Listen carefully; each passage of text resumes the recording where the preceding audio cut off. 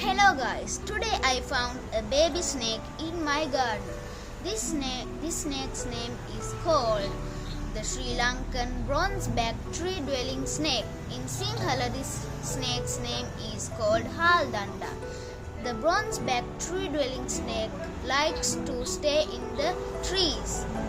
This snake is very skinny and has a belly which is the color of an olive. This snake, the bronze-back tree-dwelling snake, is very timid to humans, but eat lizards, baby mouse, and all sorts of other small prey that it finds. So I am going to release this snake, and I will find more snakes in the next video. Thank you.